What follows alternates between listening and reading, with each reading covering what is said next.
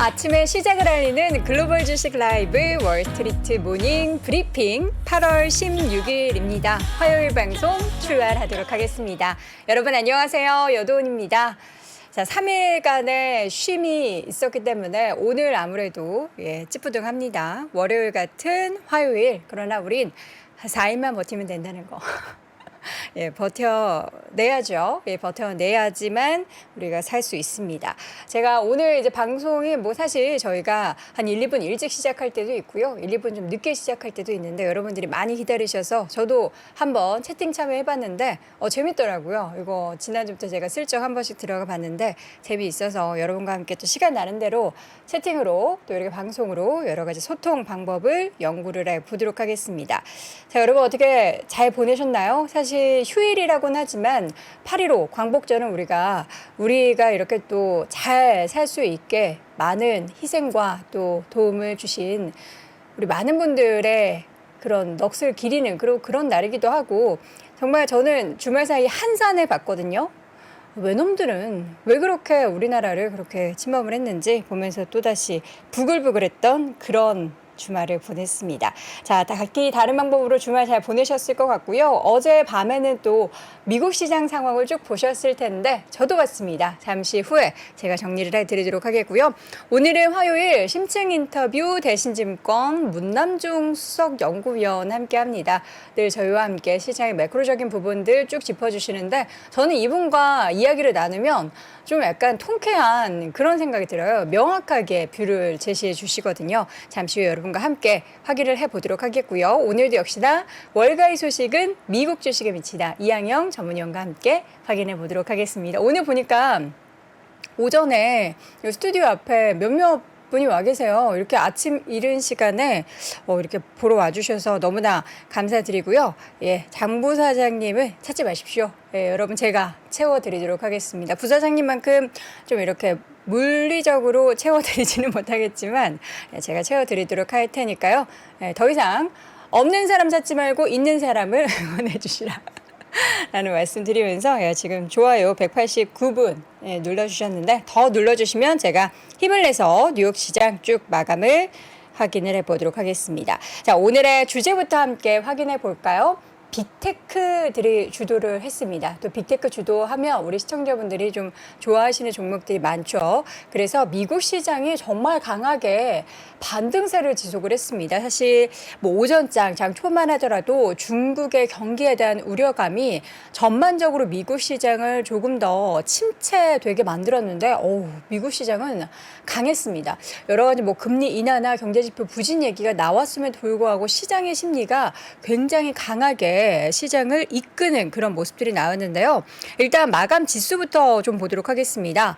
다우지수가 0.45% 결국에는 올랐고요. 오전장 대비해서 바로 상승으로 돌아섰습니다. 그리고 S&P 500 지수가 0.4%대 강세, 4,300선 거의 목전에 두고 있고요.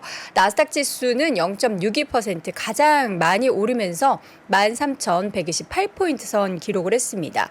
자, 이 가운데 있어서 국제유가가 여러분 많이 떨어졌어요. 중국의 수요 둔화 우려, 요건 좀 안 좋은 건데 여기에 더해서 증산에 대한 기대감, 그러니까 좋고 안 좋고에 대한 이슈가 두 가지가 모두 전해졌는데 어쨌든 국제유가를 끌어내리는 데 영향을 미쳤고 WTI 기준으로 87달러 선을 현재 기록이 되고 있습니다. 이렇게 된다면 에너지주들의 하락세는 나타났고 다른 시장에 있어서의 분위기는 좀 좋게 연출이 됐습니다. 내용을 좀 여러분께 전달해 드릴 내용이 여러 가지 이제 중국과 미국 쪽에 경제지표 발표가 있었고요. 중국의 깜짝 금리 인하 소식이 전해졌습니다.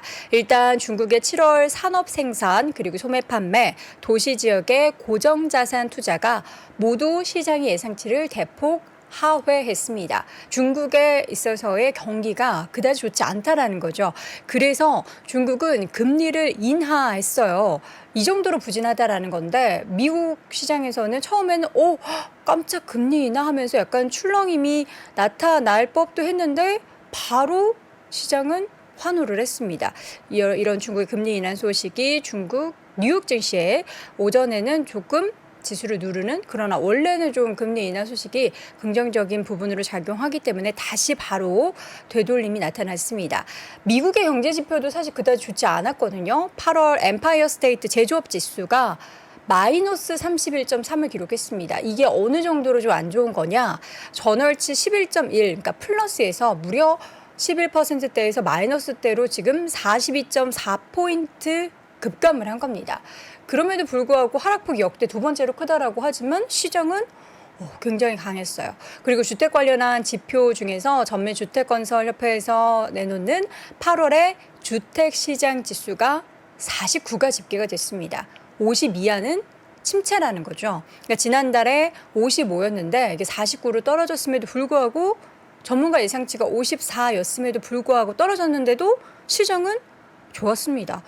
경기에 대한 우려감이 있음에도 불구하고 시장 굉장히 좋아서 사실 이럴 때면은 이거 좀 경계를 해야 되는 게 아닌가라는 생각 플러스 뭐가 더 좋은 게 있나? 라는 그런 생각이 들게 하는데 FOMC 의사록이 이번 주에 공개가 됩니다. 예정이 아마 현지 시각으로 17일인데 FOMC에서 과연 이번 7월에 어떤 얘기를 했을까? 9월에도 75bp 인상에 대해서 좀 무게가 실렸을까에 대한 내용들 한번 공개가 되면 거기에 대해서도 이야기를 나눠보도록 하겠습니다.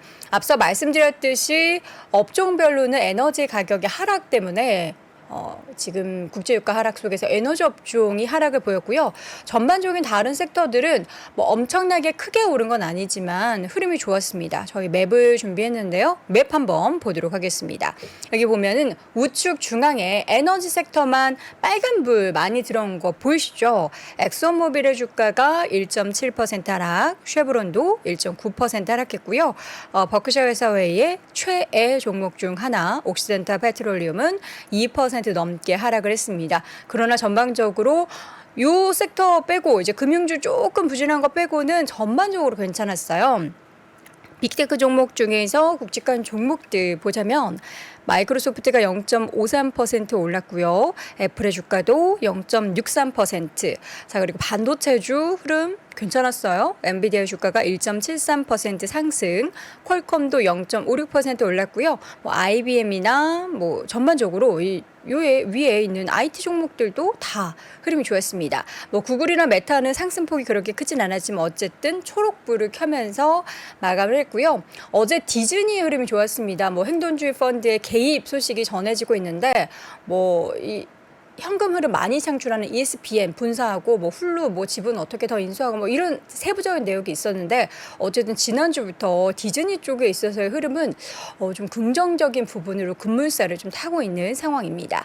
2% 넘게 올랐고요. 반면 넷플릭스가 아쉽게도 소폭 하락권 마감이 됐습니다.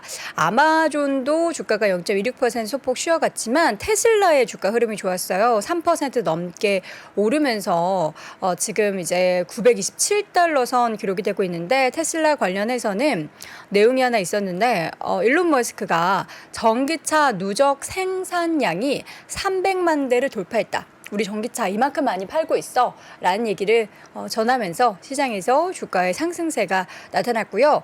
이제 홈디포, 월마트, 타깃 이런 대형 소매업체 실적 발표가 예정이 되어 있습니다. 일단 장중에는 월마트가 0.26% 강세, 타깃의 주가도 0.53% 강세, 코스트코도 1.59% 오름세를 보였는데 이런 소매업체뿐만 아니라 리테일 관련한 종목들에 있어서의 뭔가 흐름이 조금 갈리고 있어요.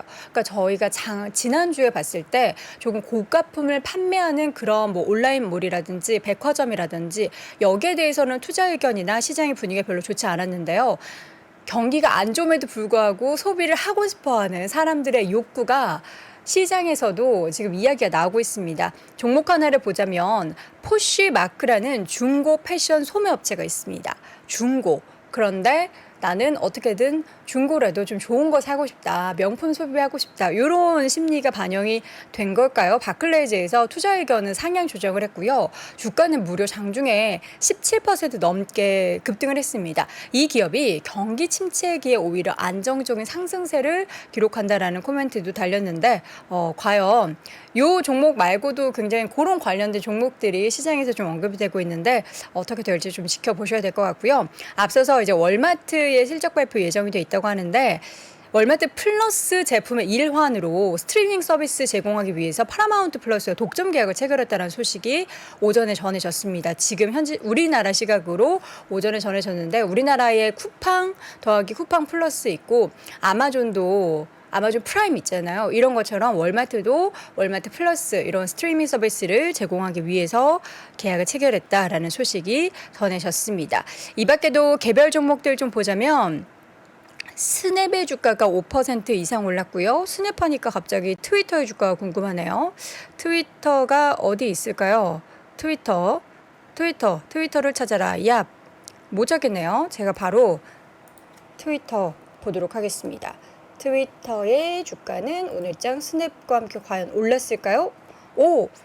올랐긴 했는데 0.54% 아주 소폭 올랐네요. 어쨌든 스냅의 주가가 5% 이상 올랐고 페덱스 이런 물류 관련된 종목도 올랐습니다. 그리고 최근에 이제 밈 주식이 다시금 조금 고개를 들고 있는데 베드베스앤비욘드의 주가가 또 20% 이상 급등을 했는데 어쨌든 이런 밈 주식은 급등과 급락이 반복적으로 나타나기 때문에 투자하실 때는 반드시 유의가 필요합니다. 자, 이렇게 해서 주말 그리고 월요일 시장에 있었던 시장 분위기를 쭉 확인해 봤는데요. 과연 우리는 8월 중순 이후에 시장의 움직임 9월까지 넘어간다면 어떠한 흐름이 나타날까요? 잠시 후에 대신증권 문남중 수석연구위원과 함께 확인해 보시죠. 연봉 협상은 진심으로 하고 연말정산은 꼼꼼하게 하면서 왜 퇴직연금은 신경 안 써? 퇴직연금? 퇴직연금 투자에도 대책이 있어야 하니까 퇴직연금 투자 대책은 삼성 TDF. 생애 주기에 따라 젊을 때부터 은퇴 시점까지 주식과 채권 비중을 자동으로 조절해주는 누구에게나 든든한 퇴직연금 투자 대책 삼성 TDF. 삼성자산운용. 삼성은 대책이 다 있구나. 자산가격 변동에 따른 원금 손실 시 투자자 귀속, 투자설명서 필독. 저는 한 주를 사더라도 제대로 삽니다. 저는 밥 한 끼를 먹더라도 제대로 먹습니다. 저는 제대로 된 쌀 대한제일미를 먹습니다. 대한민국 최고의 프로들이 즐겨 먹는 대한민국 제일의 쌀 대한제일미. 검색창에 대한제일미를 검색하세요. 밥맛이 좋아야 요리가 빛이 납니다. 기억에 남는 맛집이 되는 가장 쉬운 방법. 대한제일미. 네. 장인제를 내놓으라는 분이 계시는데 여러분 걱정 마십시오. 그분은 어디 가지 않고요. 요 이제 3프로TV 바운더리 안에서 더 많이 보일 걸로 저는 예상을 하고 있고요. 지금 제가 주말에 한산 봤다고 하니까 국뽕 어디선가 자꾸 나타납니다. 국뽕이 차오른다라고 하는데 저는 보면서 이거 약간 명량이랑 뭔가 비슷하다 싶었는데 같은 감독님이시더라고요. 이게 약간 다르죠. 전쟁이 다른데 보면은 굉장히 또 우리 조상님들이 정말 많은 외세 침략에 우리나라를 지키느라 고생하셨구나라는 생각이 많이 들었습니다. 자, 이번에는 우리 외세 침략이 아니고 미국 시장에서 우리 수익률을 침략하고 있는 것들이 뭐가 있는지 이분과 함께 이야기 나눠보도록 하겠습니다. 대신증권 문남중 수석연구위원 함께합니다. 문위원님 어서 오세요. 네, 안녕하세요. 네, 반갑습니다. 자, 오늘은 리포트 요 내용 주제를 보니까 증시 변화를 받아들이기 시작했다. 받아들일 수밖에 없는 거 아닙니까? 이미 받아들이고 있죠. 그 내용을 한번 강조해드리기 위해서 좀 선정해서 이제 가지고 온 주제라고 좀 봐주시면 될 것 같고요. 네. 아마 증시는 뭐 경험하고 계시겠지만 지난 7월 14일 이후 현재까지 반등 가정 하에 놓여 있는 상황입니다. 엄청 올랐죠. 네, 그렇기 때문에 이 기조가 결론적으로 말씀드리면 9월 FMC 이전 사실은 이제 물가가 지금 현재 관건이기 때문에 8월 미국의 소비자 물가를 확인할 수 있는 9월 13일 이전까지는 최소한 지금의 반등 기조가 미국과 선진국 증시 중심으로 좀 나타날 수 있다 생각을 하고 있습니다. 네. 자, 그렇다면 이제 그동안에 나왔던 시그널과 이제 앞으로의 흐름까지 우리가 쭉 확인을 해볼 텐데 일단 우리가 그렇게 좀 걱정했었던 그러나 생각보다 굉장히 잘 나왔던 7월의 CPI 내용부터 좀 어떻게 지금 그게 시장에 반영되고 있는지 살펴보죠. 일단 물가 정점 통과에 대한 시장의 확신이 정립됐기 때문에 사실 지금 현재 반등의 사실 가장 큰 원동력이라고 생각을 하고 있고요. 네. 사실 미국의 7월 소비자 물가를 한번 되씹어서 생각을 해볼 필요가 있는데 사실 물가 정점 통과에 대한 의견이 이게 금융시장, 가계, 기업, 학계 그리고 연준조차도 서로 좀 의견이 달랐기 때문에 네. 그 의견이 다른 부분들의 종지점을 좀 찍어줬다고 생각을 합니다. 여전히 물가의 상방 요인과 하방 요인이 상존하고 있는 상황이긴 하지만 물가 추세 전환에 대해서 서로 입장차를 보이고 있는 부분들은 분명히 있습니다. 하지만 이제 제가 이제 해석하고 있는 부분들은 물가가 발표될 때마다 사실 좀 해석상의 어떤 차이들이 있다 보니까 증시에 미치는 영향이 좀 불투명한 부분들이 좀 그쵸. 있었습니다. 예를 들면 이제 전년 동월 대비 증가율이 낮게 나오더라도 네. 전월 증가율이 좀 높게 나오면 이제 시장의 해석이 좀 서로 다른 부분들이 있었고 전원치를 하회했지만 또 예상치를 상회할 경우에는 또 물가 정점에 대한 해석에 대해서 좀 논란들이 있었던 부분들이 있었죠. 그래서 이런 부분들을 7월 소비자 물가가 사실은 이제 정지부를 찍어주는 역할을 했다고 좀 보고 있기 때문에 앞으로 더 이상 전년 동월 대비 뭐 전월 대비 뭐 예상치 이런 걸 가지고 운운하는 그런 흐름들은 나타나지 않을 걸 생각을 하고 있고요. 그렇기 때문에 이제 그런 의미에서 이제 미국의 7월 소비자 물가가 세 가지 의미를 좀 줬다고 좀 판단하고 있습니다. 네. 첫 번째는 예상치보다 결과치가 더 낮게 나왔기 때문에 미국 증시가 다시 반등을 재개하는 시작점이 되었다고 생각을 하고 있고요. 네. 그리고 이제 그 연장선상에서 전월 대비 증가율 역시 예상치를 하회했던 부분들이 있기 때문에 YOY와 MOMO 간의 어떤 해수단의 논란을 좀 종식시켜줬던 의미가 첫 번째고요. 두 번째는 이 6월 소비자 물가 발표 이후에 사실은 미국의 물가 정점에 대해서 해석하는 게 좀 돌아서기 시작을 했지만 네. 사실 그게 확연하게 나타나지 않았거든요. 근데 이제 7월 소비자 물가 발표 이후에 물가 정점 통과에 대해서 시장의 확신을 정립시켜준 계기가 됐다고 좀 생각하는 게 두 번째 의미이고 세 번째는 연준의 금리 인상 속도 조절에 대한 기대가 FOMC 이후에 좀 높아졌다가 미국의 고용이 좀 좋게 나오다 보니까 그게 좀 다시 또 가라앉는 모습들이 나타났지만 미국의 7월 소비자 물가 결과 이후에는 또 미국의 연준의 금리 인상 속도 조절에 대한 부분들이 다시 재개된 부분들이 있습니다. 그래서 저는 이 세 가지 의미를 7월 이제 소비자 물가가 좋다고 판단하고 있고 이러한 세 가지 의미를 바탕으로 9월 FOMC 이전까지는 좀 증시가 반등 기조로 계속 유지해 나갈 수 있다 생각을 하고 있습니다. 예. 보면은 이제 CPI 발표에 대해서 사실 그 동안에는 말씀해주신 것처럼 뭐 좋게 나와도 안 좋은 면을 이렇게 끄집어내서 시장을 누르기도 하고 네. 별로 안 좋은데도 갑자기 시장이 막 오르고 뭐 이랬던 좀 들쑥날쑥한 네네. 그런 분위기였는데 그게 이제는 조금 안정을 되찾았다. 시장에 대한 해석이 안정을 네. 되찾았다라는 게 굉장히 투자 심리에 영향을 미치는 부분이라서 긍정적인데 저는 사실 그건 약간 좀 우려가 되더라고요. 피크 아웃에 대한 기대감이 좀 과도한 게 아닌가.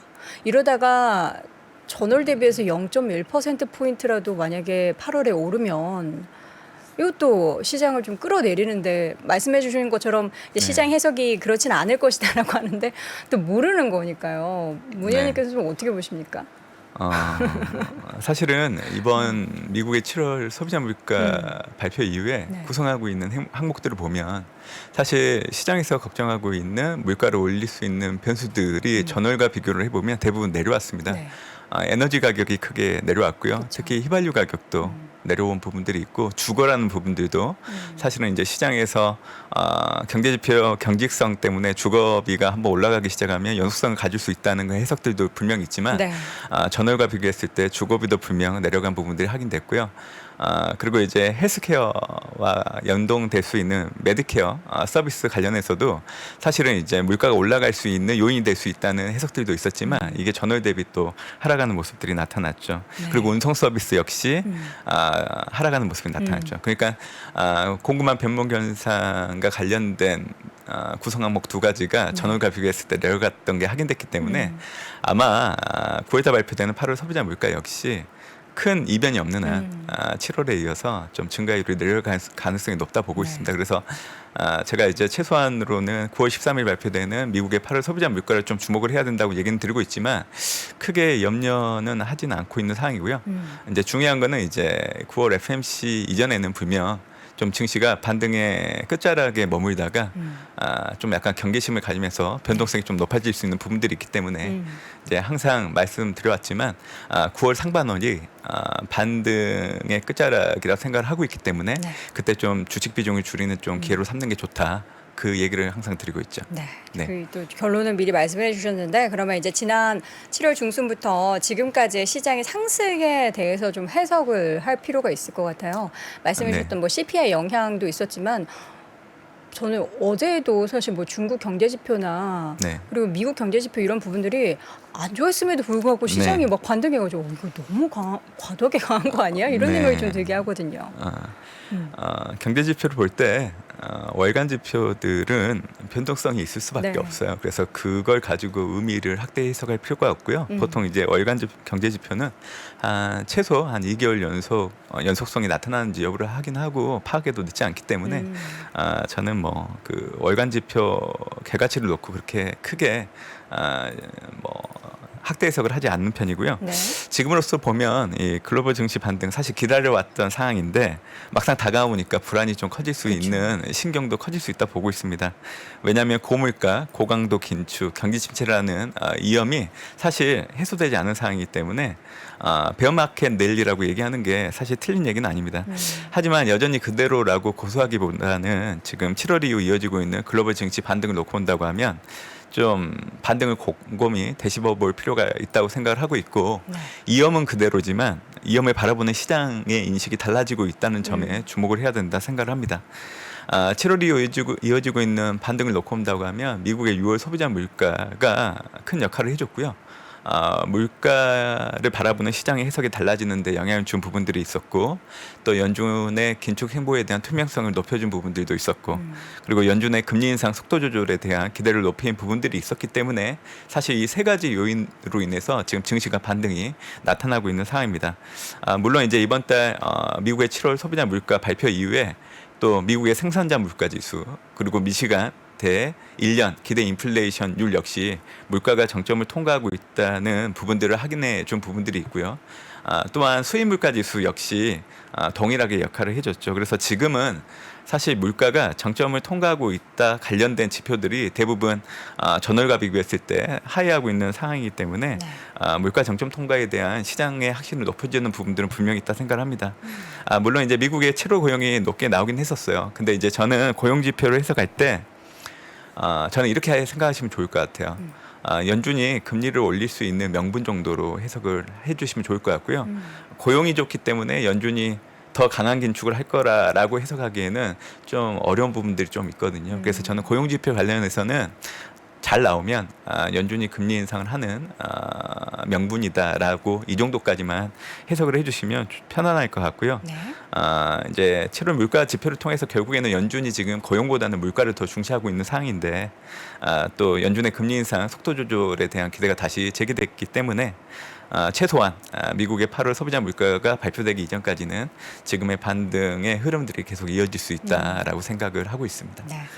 8월에 발표가 되는 CPI도 말씀해 주신 바에 의하면 지금 뭐 지표도 우리가 그동안 체감한 게 다 관련된 주요 항목들이 많이 떨어지고 있기 때문에 더 안 좋아지지는 않겠지만 어쨌든 우리는 좀 시장을 지금 중장기적으로 볼 수 없는 상황에서 8월까지는 이 랠리를 좀 즐길 수 있겠다라는 말씀해 주셨습니다. 더 단기적으로 보자면 이번 주에 예정되어 있는 주요 이벤트들도 있을 텐데 FOMC 의사로 이 내용에 대해서 이제 시장에서 공개가 됐을 때 만약에 우리는 고강도의 긴축, 고용 튼튼하니까 0.75 할 거야. 네네. 뭐 이러면 또 휘청 안 할까요? 이번 주 7월 FMC 의사록도 중요하고요. 그래서 한 4가지 정도 염두에 두시면 좋을 네. 것 같은데 우선적으로 먼저 말씀을 해주셨기 때문에 FMC 의사록이 18일 날 공개를 합니다. 네. 남아있는 세 차례 정례회의가 9월 달과 11월, 12월에 예정되어 있는데 아마 기준금리 인상폭을 어떻게 가지고 갈지를 가늠할 수 있는 역할을 해줄 거로 좀 보고 있습니다. 네.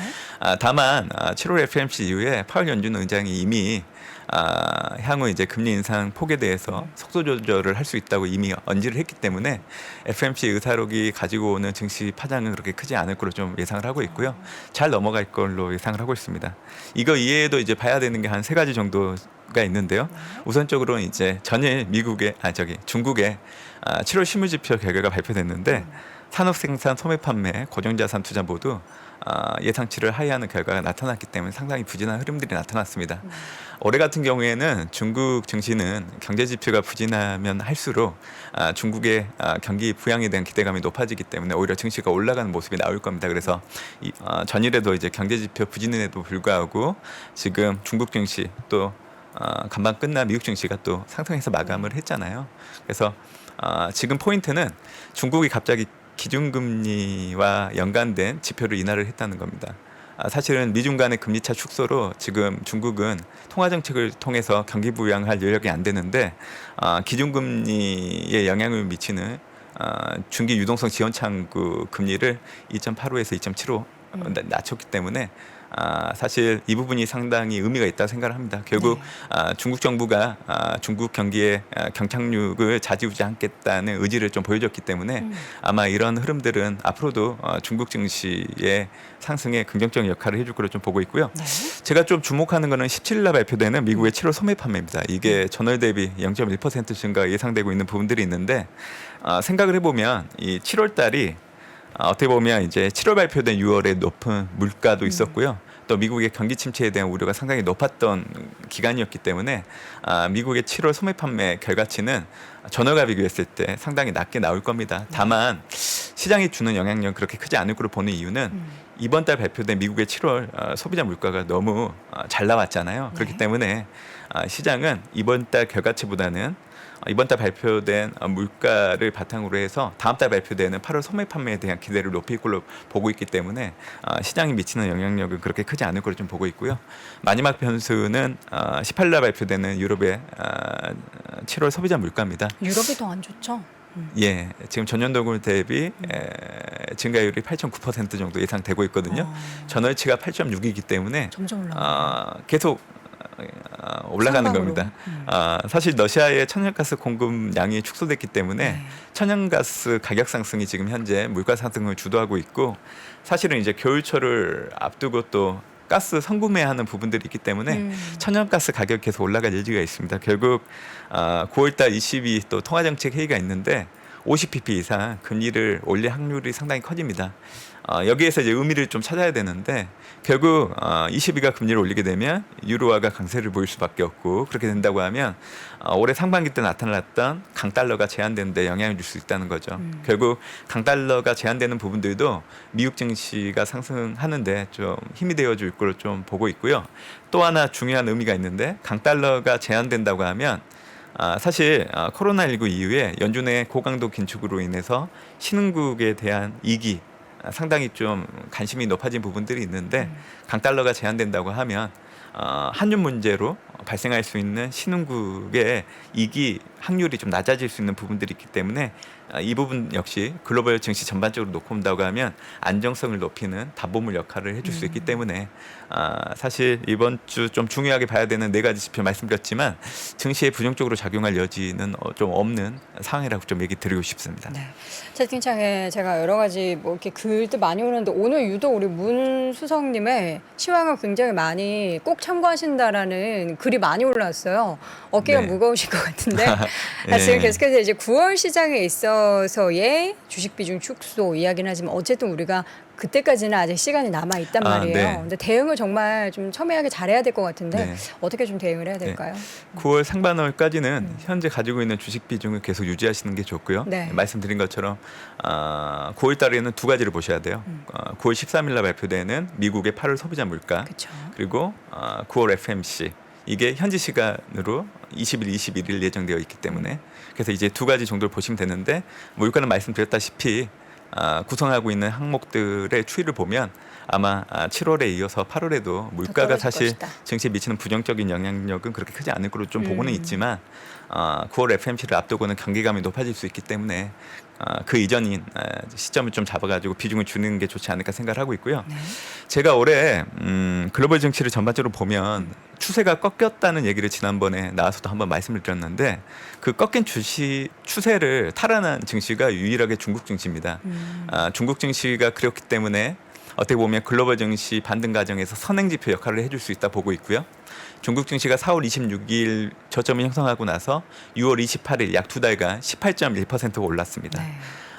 글로벌 증시가 미국 증시 주도로 7월 14일 이후에 지금 계속 반등을 하고 있죠. 그래서 현재 이 증시의 반등폭을 가늠하기에는 중국 증시 반등폭이 상당히 중요한 역할을 할 수 있다고 보고 있고 저는 이제 중국 증시가 올라왔던 반등폭을 사실은 오버슈팅 가능하다고 좀 보고 있기 때문에 아마 S&P 500 지수 기준으로 놓고 온다고 하면 미국 증시는 최소 4,400에서 많이 올라가면 4,600까지 일시적으로 오버슈팅도 나타날 수 있다고 생각을 하고 있습니다. 그래서 이런 가능성을 염두에 둔다고 하면 사실 지금 반등을 주도하고 있는 게 성장주이거든요. 그렇죠. 그래서 섹터로 본다고 하면 IT와 헬스케어 그리고 신성장 테마로 놓고 본다고 하면 전기차와 2차 전지, 우주항공, 메타버스 이게 성장주로서 좀 반등이 견인할 수 있는 대상이라 생각을 하고 있기 때문에 9월 상반월까지는 성장주 중심으로 좀 대응을 하는 게 좀 맞다고 예상을 하고 있습니다. 네. 앞서서 또 계속해서 말씀해 주셨던 sek터를 반복적으로 이야기해 주시는 겁니다. 사실 단기적으로도 그 관련한 섹터들이 굉장히 많이 올랐거든요. 근데 이제 이건 욕심이 될 수도 있는데 나는 그럼 문수성님의 말씀대로 9월 중순까지는 열심히 그럼 단기 수익률을 내기 위해 달려보겠다 하는 사람들도 지금 반등을 가파르게 나타냈었던 말씀해 주셨던 섹터에 집중하는 게 오히려 수익률 측면에서는 좋겠죠? 아마 제가 보기에는 기존에 가지고 계신 분들 입장에서는 제가 말씀드렸던 동섹터들을 계속 가지고 가시는 게 맞는데 네. 지금 당장 미국 증시 투자하겠다고 하기에는 9월 상반월까지 남아있는 기간이 좀 애매해요. 그쵸. 그래서 저는 차라리 S&P 500 지수나 나스닥 지수를 추종하는 지수를. ETF를 통해서 단기적인 관점에서 전술적으로 대응하는 게 가장 좀 현명한 판단인 것 같아요. 그래서 제가 말씀드린 섹터 이런 것들은 네. 이미 가지고 있는 분들 이주로 좀 말씀드렸던 거고 네. 그분들은 그럼 손실 줄이는 목적인 게 더 크겠죠? 그런 측면도 있죠. 하지만 이제 오래 가지고 계셨던 분들은 예, 제가 이제 올해 하반기 때는 3분기 반등, 4분기 하락을 염두에 두고 있지만 4분기 때 하락도 2분기 저점을 깰 정도로 그렇게 크게 하락할 걸로 보지는 않고 있습니다. 그래서 저는 투자자분들에게 항상 좀 중기적인 시기를 가지고 좀 정립해 나가는 방법으로 미국의 경기 확장이 끝나는 그 시점까지 투자를 한다고 하면 사실 가시를 크게 얻을 수 있다고 생각을 하고 있기 때문에 네. 사실 항상 중기적인 관점에서 투자를 해야 된다 얘기를 해드리고 있는 부분들이 있어요. 네. 근데 이제 이렇게 얘기를 하면 투자자 입장에서는 그게 지금 당장 적용될 수 있는 현실적인 대안이 아닐 수라고 얘기하실 수 있는데 저는 이제 과거 미국 증시에 왔던 글로벌 위기를 분석을 해보면 한 번도 벗어난 적이 없어요. 그래서 네. 2008년도 금융위기 또 2020년 코로나19 발생 이후에 과거 미국의 경기 순환은 평균 8년 7개월 정도 그러니까 9년이 채 안 되는 기간 동안 이어졌던 부분들을 놓고 온다고 하면 앞으로도 사실 미국 증시 투자를 통해서 얻어갈 수 있는 가실은 충분히 높다고 좀 보고 있기 때문에 일단 좀 긴 시각에서 좀 투자를 하시면 좋겠다고 얘기는 드리지만 지금 현 시점에서는 일단 9월 상반월까지는 지금 가지고 있는 주식 비중을 계속 가지고 가시는 게 네. 좋겠다 얘기를 드리겠습니다. 네, 여러분 걱정하지 마십시오. 뭐 이분이 오늘 나오시고 9월 이후에 나오시는 게 아니기 때문에 저희가 꾸준히 모시면서 이 시장에 있어서의 단기적인 흐름 그리고 그 이후에 중기적인 흐름 이상까지 함께 또 챙겨드리도록 하겠습니다. 자, 오늘도 심층 인터뷰 시간 대신증권 문남중 수석 연구위원 함께했습니다. 위원님 고맙습니다. 네, 감사합니다. 안녕하세요. 오건영입니다. 작년에도 이제 눈이 많이 내렸을 때 학교 운동장에 애들 데리고 나가서 이제 눈사람 만드는데 이젠 잘 만들어요. 근데 아기 때는 눈사람 못 만드는 거죠. 그냥 이렇게 막 어떻게 모아보는데 안 되는 거예요. 그래서 항상 했던 게 눈덩이를 굉장히 딱딱하게 묶어야지 얘가 이제 굴려야 이제 뭉치는 거잖아요. 그걸 만들어서 줬었던 기억이 나요. 3프로TV에서 오건영 부부장과 함께 경제에 단단한 기초를 쌓을 수 있는 알찬 커리큘럼을 준비했습니다. 이번에는 여러분께 필요한 파트만 골라서 분할 수강하실 수 있는데요. 8월 31일까지 얼리버드 특가로 진행되니까 합리적인 가격으로 만나보시죠. 평생의 숙제인 경제 공부 오건영 부부장과 함께 제대로 시작할 수 있습니다. 지금 바로 영상 아래 링크를 확인하십시오. 월스트리트 모닝 브리핑은 한국투자신탁운용과 함께합니다. 네, 월스트리트 모닝 브리핑 함께하고 있고요. 현재 시각 7시 6분 지나고 있습니다. 오늘 출근길에 보니까 아직도 여행에서 돌아오지 않으신 분들이 꽤 많으신 것 같아요. 길이 덜 막히더라고요. 이분이 오시는 시간에는 뭐 연휴나 연휴 아닐 때는 안 막히십니다. 미국 주식 미치다 이항영 전문위원 함께합니다. 위원님 어서 오세요. 네, 안녕하세요. 예, 새벽 3시 출근하는 자. 월요일 날은 약간 불편하죠. 왜요? 월요일 날은 택시가 좀 적습니다. 아, 그래요? 네, 그래서 택시가 조금 오래 기다리죠. 그러면 월요일에는 좀 출근하실 때 힘드시겠어요? 그래도 뭐 2분 걸릴 거 3분 기다린다고 이 정도라고. 그 정도니까? 워낙 카카오 하면 그냥 바로 오잖아요. 그쵸, 그쵸. 근데 약간 적죠. 네. 그 차이죠. 뭐 오는 데는 이상이 없습니다. 어쨌든 뭐 막히지 않는 시간에 늘 다니셔가지고요. 막히는 게 뭐예요? 잘 늘 모르죠. 도로가 내 네. 앞에 뚫려 있는 네. 이 시간에 출근하시는 우리 이항영 위원님과 오늘도 시장 이야기 볼 텐데, 저는 시장 보면서 네. 이렇게 강할 수가 있을까라는 생각이 들어요. 가라앉히셔야죠. 그러니까요. 아니 네. 너무 이거 흥분해 있는 시장 아니에요? 네, 흥분하시면 큰일 날 수 있고요. 늘 주시장 겸손하게 네. 오르면 오른 대로 내리면 내리는 대로 좀 약간 한 발짝 물러서 보는 게 그쵸. 시간이 필요하겠고요. 다만 저희는 이제 매일매일 보니까 시장의 움직임만 좀 확인해 드릴 뿐입니다. 3대 지수가 오늘 초반에 약간 약했지만 한때는 이제 마이너스까지 가기도 했었지만 전체적으로 초 플러스 올라갔어요. 많은 분들이 일부 오늘 방송이나 보면 우리나라 주시장에서 아마 중국 얘기가 많이 나올 것 같아요. 미국에서는 일단 중국에서의 경기가 생각보다는 안 좋았고 뭐 금리 인하 뭐 이런 게 나오고 네. 유가 떨어지고 이러다 보니까 오늘 약간 슬로우하게 출발했지만 별로 개의치 않는 분위기였습니다. 그래서 빅테크가 슬금슬금 다시 올라가는, 뭐 크게 올라가진 않지만 플러스가 조금씩 이어가면서 그냥 슬금슬금 올라간다는 표현이 맞을 것 같습니다. 그러면서 지난주에는 4주 연속 상승했거든요. 4주 연속 상승의 분위기가 작년 10월 이후 처음인데요. 이런 것들이 지금 이어지면서 오늘도 결국은 3대 지수가 플러스가 났다라고 보셔야 되겠고요. 네.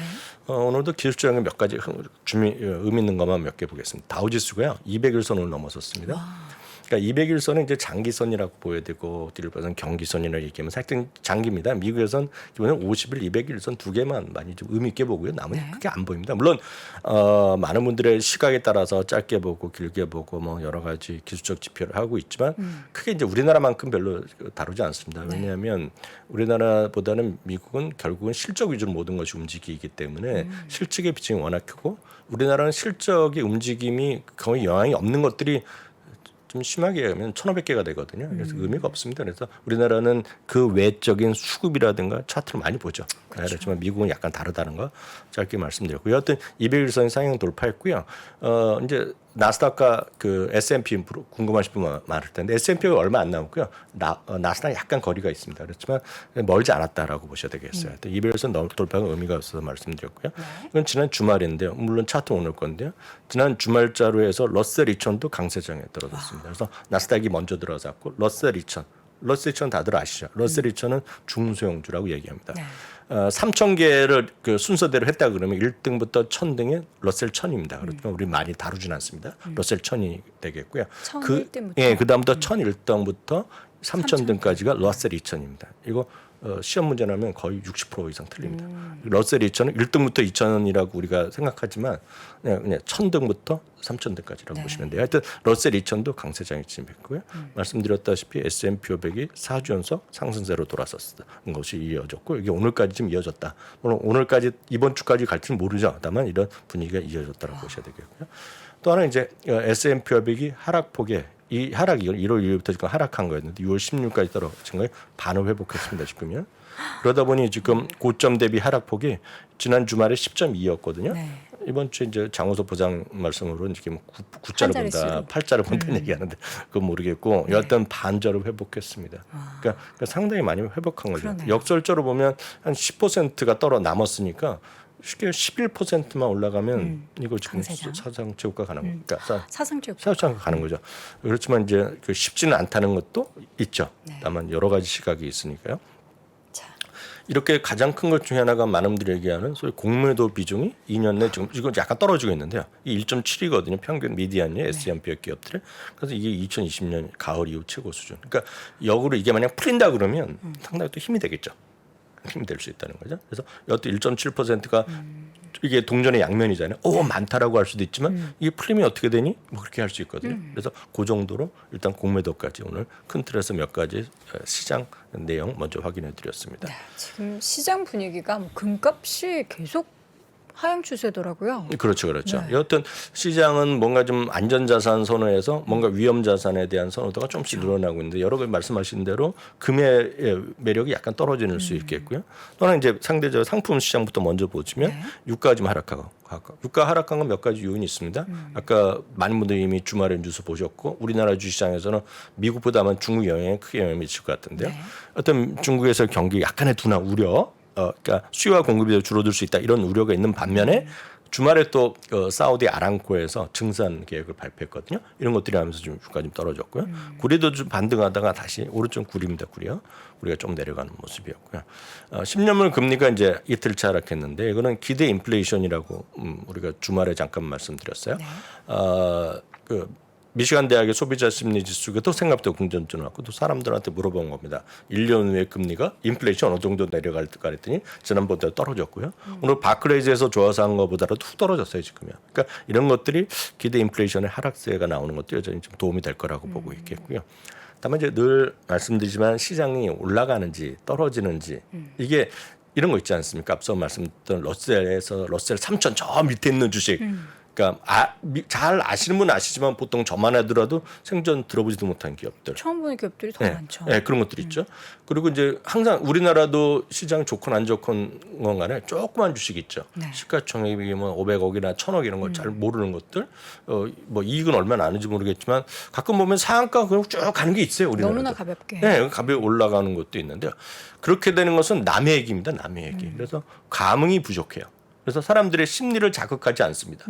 그렇지만 늘 말씀드리지만 많은 사람들이 알고 이용하고 네. 아니면 자기는 안 하더라도 옆에 친구가 계속 쓰고 있고 사용하는 서비스가 있는 기업들이 만약 올라가면서 사상체 효과까지 가면 많은 사람들의 관심을 모읍니다. 그래서 예를 들어서 이런 거 아니겠습니까?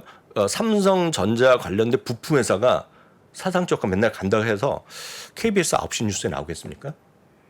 아니죠. 안 나오죠. 다만 삼성전자가 사상체 효과를 막 2, 3일 가면 제가 봤을 때 KBS 9시 뉴스도 나올 겁니다. 그게 바로 시장의 흐름이기 때문에 시장의 반전을 이해하는 가장 쉬운 방법. 이거는 올라갈 때도 마찬가지, 떨어질 때도 마찬가지지만 시장의 반전을 가장 쉽게 하는 방법은 누구나 다 아는 기업의 주가가 최고가를 기록하면서 달려갔거나 아니면 이상하게 떨어지면서 최저가를 가면서 그냥 싸게 만들 때 불안한 거거든요. 그때 이제 많은 사람들의 시장에 뭔가 좀 반전이 있을 것이라고 우리 이해할 수 있습니다. 그래서 제가 지난 한 2주 전부터 계속 말씀드렸던 기억하세요? 펩시죠. 펩시. 또 사상 최고가더라고요. 또가 아니라 오늘 드디어 처음으로 사상체로 갔습니다. 계속 이게 안 갔어요. 10센트 모자르고 5센트 모자르고 그러다가 계속 최고가라고 생각했는데. 네, 사상체고가에 계속 터치를 하다가 장중 가다가 결국 우리는 공식적으로는 종가로 넘어서야 되거든. 종가 대 종가로 봐야 되는. 상장 후에 최고가군요. 네. 뭐 50일 신고가가 네, 아니고. 최고가로 오늘 가버렸습니다. 펩시가요. 그러니까 코카콜라는 이 정도거든요. 그러니까 그런 게 이제 가면 이거 뭔가 아닌가 봐. 이거 좀 사야 돼. 이런 느낌을 할 수 있다는 거죠. 이게 팩트건 아닌 건 간에. 하나 더 보여드려요. 펩시는 누구나 다 알죠. 네. 다음 기업은 미국 기업을 좀 하시는 분은 아실 것 같은데 혹시 이 기업 뭔지 더 알음 써놨는데 웨이스트 매니지먼트. 웨이스트 매니지먼트는 저희 이 종목 얘기 몇 년 전부터 되게 자주 했었잖아요. 몇 년을 떠나서 졸저 있죠. 졸저. 졸죠? 네, 창피한 책을 졸저라고 그러잖아요. 네. 겸손하게. 미국 주식이 답이됐다 또 이게 들어가 있죠. 그러니까 코로나 이후에 우리가 네. 정말 쓰레기가 더 많이 늘어날 것이다 이런 얘기를 하면서 웨이스트 매니지먼트 얘기했던 기억이 나는데 와 진짜 많이 이게 올랐네. 그런 상관없이 꾸준히 올라가는 거죠. 그러네요. 네, 근데 이게 웨이스트 매니지먼트는 이제 아시지만 한국에 계신 분은 모르고 그 미국 주식 하셨던 분은 알죠. 미주민을 보셨던 분은 알죠. 보통 분은 모릅니다. 다만 제가 약간 장담할 수 있으면 미국에 지금 계신 분, 네. 캐나다에 계신 분은 모를 수가 없어요. 왜요? 이게 시장의 한 30% 됩니다. 시장 점유율이요. 일주일에 한 번씩 여러분들이 집 근처에 다니는 차 중에 하나. 그러니까 거의 대부분이 이겁니다. 이거가 3대 회사가 있는데요. 마켓시의 1위, 전 세계 1위 회사거든요. 이 회사의 마크가 다닙니다. 지금 돌아다니면서 이분들 일주일에 한 번씩 그 물건을 갖고 가고 이런 거 하고 아니면 길에서도 많이 다닙니다. 왜냐하면 건물이나 공장에서도 계약 맺고 하거든요. 이 웨이스트 매니지먼트인데요. 그러니까 하나는 필수 소비재고 이건 산업재지만 보통 사람들이 사는 건 알지만 애들도 다 합니다. 이 기업은 미국에서. 이거는 사상체육과에 갔습니다. 사상체육과에 갔거든요. 그러니까 이런 것들이 하나의 시장의 어떤 반전의 모멘텀이 일 수 있죠. 물론 이거 한두 개 갖고 의미가 없어요. 그래서 이게 다시 떨어질 수도 있고 엄청 떨어져서 다시 저점 이룩하고 앞으로 어떤 일이 벌어질지 모르겠지만 지금 시장의 냉정한 시대 흐름은 지금 이렇게 나오겠다는 거죠. 그러니까 이런 것들을 좀 보시면서 시장을 좀 판단에 조금이라도 도움을 받으셔도 될 것 같고 이게 아주 나쁜 건 아니다라고 생각하셔도 좋을 것 같고요. 말이 나온 김에 그 하나만 더 말씀드리면 배당 포트폴리오 저희 강의가 6차 강의가 다음 주 토요일 날 있거든요. 네. 어찌됐건 매주 배당받는 포트폴리오 이 강의가 이번에는 마지막입니다. 저희 오픈해서 하는 강의 마지막이고요. 하여튼 S&P 500보다 나스닥보다 지금 상당히 아웃퍼폼하고 있는 게 맞겠고요. 저뿐만 아니라 장우석 부사장님 그리고 최슬리 투자자님 최혜로 상무님 나와 같이 하니까요. 관심 있으신 분은 미주미의 카페라든가 미주미 저희 그 유튜브에 오시면 네. 상세하게 내용 넣어놨으니까 필요하시면 강의 신청하시면 되겠습니다. 네, 개별적인 종목들 조금 더 보죠. 애플 네. 소식이 또 전해진 게 있네요. 이게 아까 말씀드린 건 펩시랑 웨이스트 매니지먼트, 웨이스트 매니지먼트 미국 계신 분이나 캐나다 계신 분 다 아는데 한국 계신 분 모르는 회사하고 펩시는 누구나 다 아는 회사잖아요. 다음 이제 애플이 이제 문제죠. 애플이 오늘자로 해갖고 종가 기준으로 보면 4.7% 남았습니다. 사상 최고가요. 그렇게나 빨리. 사상 최고가는 1월 2일입니다. 1월 1일이고요. 이때 보시면 그때 그 여돈 앵커가 제가 한 달 됐나요? 그때 그 벅시스를 사드렸잖아요. 네. 그때 사라고 제가 그 한 일주 전쯤에 내가 이 방송에도 말씀드렸잖아요. 제가 개별 주식으로는 처음 4년 만에 다시 샀다고 이걸 애플을. 네. 그때 제가 차트 보고 깜짝 놀랐습니다. 네, 저도 이 가격은 못 사고 제가 140 몇 달러에 그때 돈이 생겨서 뭐 5,000달러씩 샀을 겁니다. 그때 제가요. 근데 저도 이렇게 올라갈 줄 몰랐죠. 근데 문제는 애플이 얼마 안 남았는데 늘 말씀드리면 삼성전자만 쓰시고 네. 그죠 핸드폰 애플 이거 안 쓰신 분은 제가 할 필요가 없어요. 다만 아이폰을 지금 쓰고 계신 분, 아이패드 쓰시고 있고 뭐 에어팟 쓰시는 분들이라면 아마 다음 모델 나와도 다 사실 분이 많아요. 그쵸. 제가 좀 젊은 분들은 왜 그런지 모르지만 에어팟 이번에 프로 새로 나오면 바꿔 타실 분은 엄청 많습니다. 지금 세상에는요. 예, 그 정도고 아마 기대가 많은데요. 늘 이 블룸버그 화면 잡아주시면 블룸버그의 내부 빨대 있죠. 네. 우리가 있다고 보도하는데요. 얘기했잖아요. 블룸버그의 내부 빨대가 또 나타났어요. 이게 올해 뭔가 있는 겁니다. 그러면서 뭐냐면 다들 어렵다 많이 얘기하는데 이번에 실적 좋았잖아요. 네. 그리고 그 12개월 기준으로 보면 12개월 그 그로스 마진이 지금 또 사상 최고를 기록했는데 지금 올해요 아이폰 14요 신형에 대해서 최소한 작년만큼의 물량을 준비해놔라 그랬다는 거예요. 잘 될 거란 얘기를 하고 최소한입니다. 최소한 작년 수준 9천만 대거든요. 빨리 만들어서 준비해 놓으라고 얘기했다는 겁니다. 지금 그 공급자들한테 그러면서 지금 애플이 이렇게 가고 있는 거죠. 그들만의 데이터가 있겠죠. 우리가 애플 사용하는 사람들이 몇 년도에 엄청 많이 사서 이 사람들 이제 바꿀 때 됐어. 있죠. 분명히 이쯤 됐으면 다 망가졌을 거야. 다 싶은. 있습니다. 다 있습니다. 근데 이제 그 이게 미국도 마찬가지 조금씩 좀 늘어난다고 해요. 그렇죠. 사용 기간이 늘어나는데 지난번에 2년인가? 실적 한 3주 전에 실적 발표할 때 기억나세요? 여러 가지 요인이 있는데 가장 큰 이 주가를 아이폰에 대한 부스팅하는 세일즈를 부스팅하는 가장 큰 요인은 미국도 미국이고 뭐 다 좋지만 3개 나라를 지적했잖아요. 어디 나라죠? 오늘 잠시 후에 우리 또 김프로께서 아마 줌으로 연결하실 것 같은데 그 김프로님이 가 계신 곳 있어요. 잠시 후에 공개될 텐데 네. 인도네시아, 인도, 말씀하셨어요. 베트남 3개 지역에서 안드로이드에서 아이폰 iOS를 막 가고 있다는 겁니다 지금. 그래요? 그 이제 소위 그 개발도상국에서 지금 수요가 늘어나고 있다는 거거든요. 그러니까 하여튼 소비의 확산입니다. 소비의 확산. 그러니까 그리고 소비 수준의 상향 이런 것들이 나오는 것들. 하여튼 어떻게 될지 모르겠지만 이런 흐름을 보이고 있다라고 보셔야 되겠고요. 또 하나 디즈니입니다. 디즈니가 지난주 오늘도 2.2% 올라갔고요. 분위기 반전이 좀 나타나는 것 같아요. 디즈니. 모르죠. 제가 그래서 찾아봤습니다. 제가 또 BTS를 잘못 말하면 큰일 나잖아요. 네. 인도 수비요. 이거 끝났어요. 4회까지 해서. 하여튼 인도 네. 수비요. 지난주에요. 보셨어요? 안 보죠 저는. 그것까지 볼 시간은 없죠 제가. 네. 인도 수비 외국에서 많이 잘 된다고 했잖아요. 우리나라 잘 됐는데 일본에서 1등 했더만요. 그래요? 일본에서 1등 했는데 박서준 효과군요. 네, 근데 다른 BTS 도 나라는 있지만. 이렇게 랭킹에 못 들어왔습니다. 아, 그래요? 근데 하여튼 일본에서의 BTS가 대단한 것 같습니다. 일본은 제가 그래서 그냥 바로 찾아봤어요. 여러분들 금방 찾습니다. 이런 거 검색해 보시면 넷플릭스, 훌루, 뭐 파라마운트 뭐 다 나옵니다. 쇼타임, 넷플릭스까지 해서 그 디즈니 플러스, 아마존까지 다 나오거든요. 거기서 보면 그 비드라마로 해갖고 일본에서 일주일 내내 1등 하더라고요. 근데 다른 나라에서 뭐 그렇게까지 우리나라에서 상당히 랭킹 있는 것 같은데 그 정도로 보셔야 되겠고요. 여하튼 디즈니가 주간 단위로 지난주 13% 오르고 오늘 다시 2.2% 올라갔는데요.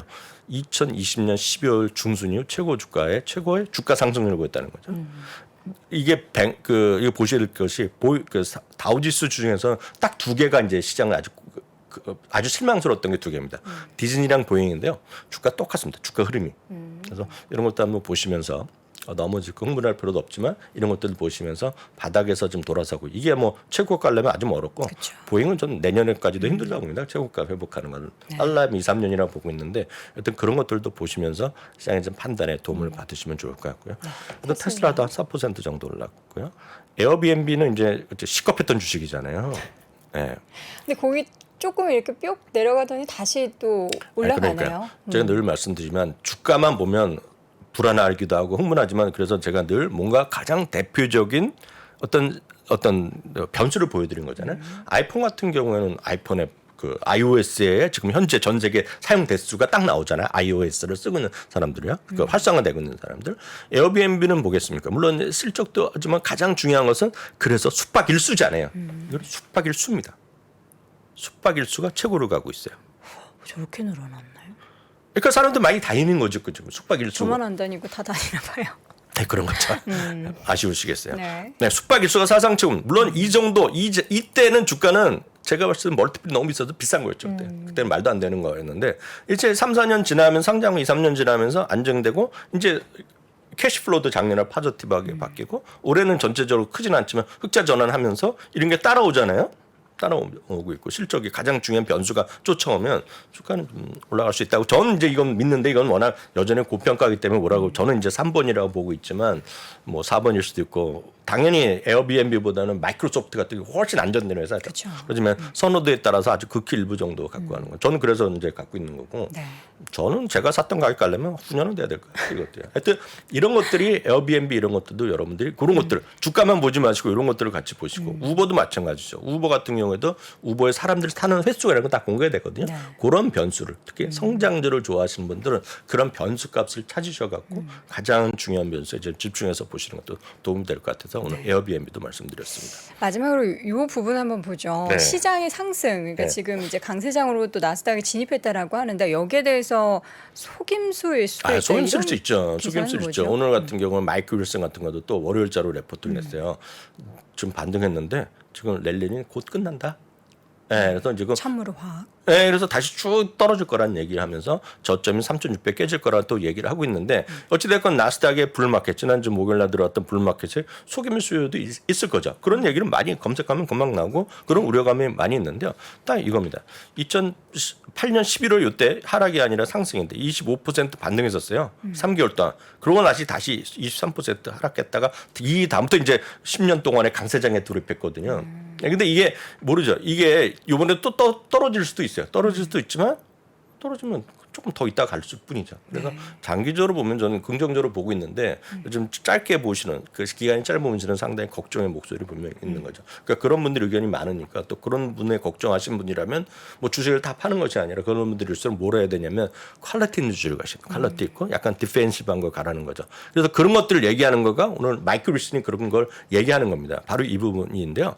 딱 그렇게 아까 시장에서 저는 이렇게까지 이렇게 하더라도 저는 걱정은 안 하지만 여기 시청자분들 중에서 이거 곧 다시 떨어질 거라고 생각하시는 분이 제가 봤을 때 30%는 됩니다 지금. 제가 설문조사하면 한 40%는 이거 가짜고 또 떨어질 거라고 얘기하시는 분 계실 거예요. 그런 분들은 욕할 게 아니라 이런 분들은 요주 2분의 시간 한번 들어볼 필요가 있어요. 미국 경기 회복에 대해서 지나친 난관이 아니라 낙관론이 주가에 반영됐기 때문에 곧 반등 랠리는 끝날 거란 얘기하고 있고 실망스러운 실적에다가 전망 자체도 부정적일 것이다. 그러면서 주가는 다시 떨어질 거 얘기하고 있는데 그렇다고 해서 주식 다 팔라는 게 아니라 이번에 약간 포지션이 약간 바뀌면서 퀄러티다는 건 ROE라든가 부채 비율 이런 건 보고 따지는 거라고 말씀드렸어요. 퀄러티는 방어적 주식을 사라는 얘기입니다. 로키드 마틴, P&G, 펩시, 로스, 유나이티드 헬스구 이런 것들을 좀 보시라. 그래서 약간의 성장주가 아니라 이런 걸 보라는 시각도 있다는 것도 청하시면 좋겠습니다. 알겠습니다. 시장의 반등에 대한 또 이제 부정적인 시각도 있다라는 것도 참고로 함께 확인해 봤습니다. 자, 지금까지 미국 주식에 미치다 이항영 전문위원 함께했습니다. 위원님 고맙습니다. 네, 감사합니다. 자, 월스트리트 모닝 브리핑 함께 하셨습니다. 저는 여도은인 거 여러분 알고 계시죠? 가끔 여도원이나 여은도 다양한 이름들이 나오더라고요. 그만큼 제가 더 열심히 해야 된다라는 거죠. 열심히 내일도 오전 시간 꽉꽉 채우러 6시 30분에 저는 돌아오도록 하겠습니다. 잠시 이어지는 오늘 아침 라이브도 함께 해주세요. 여러분 고맙습니다.